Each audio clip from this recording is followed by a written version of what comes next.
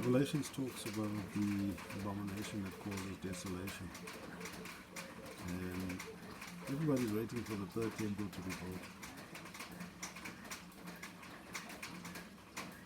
Unfortunately, the abomination that causes desolation is already standing in the place that it shouldn't.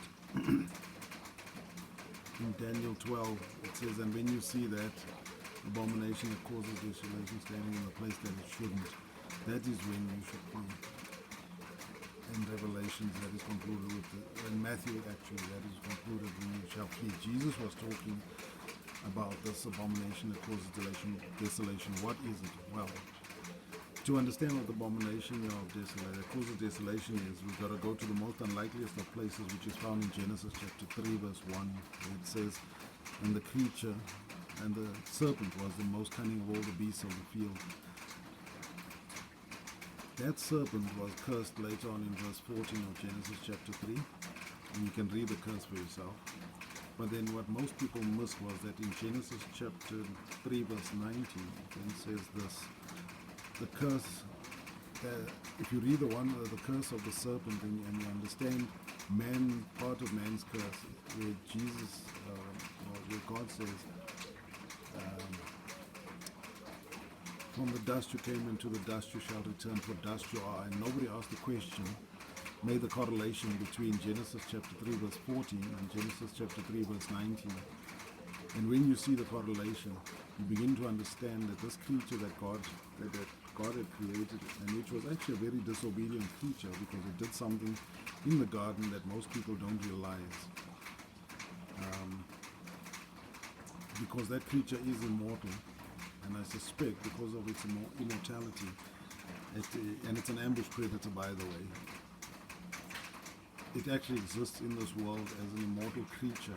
And there are a few immortal creatures here, but they all belong to the same family. You can check this out.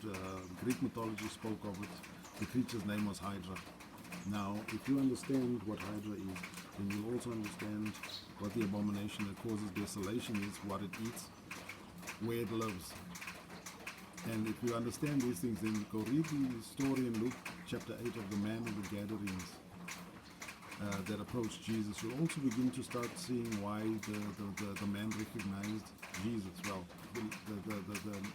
the creature recognized Jesus, because that creature is never mentioned again after the flood. So when you look at it, and I'll tell you what, have a look at messenger RNA, and then also do a study on Genesis chapter 6 and find out what the word angel means, and you'll also begin to understand what mRNA is and what is happening in the earth today, what's happening in this world today with the jabs. Specifically, you'll see that clots are forming, but they can't explain. But those are not just ordinary clots. Big Pharma has actually lied to you in the sense that they have used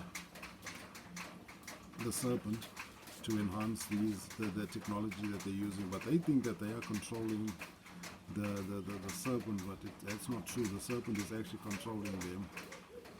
They are actually under the control of the serpent, and they have no idea, because like I said before, it's an ambush predator. It has been around since before Adam and Eve, and it's mentioned as a serpent. And if you take a close look at Revelation chapter 12, and you look at the creature itself, the creature's name is Hydra vulgaris.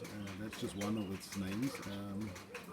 But you probably find it under different names as well. There's a platform that it has. That all these things will come together for you if you understand and who Jesus is, where he was, and take another look at Genesis chapter 3 and chapter 6.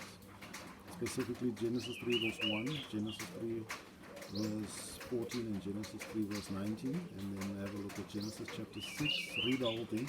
You'll also understand that all this genetic manipulation was to destroy us as human beings, to turn us into something else.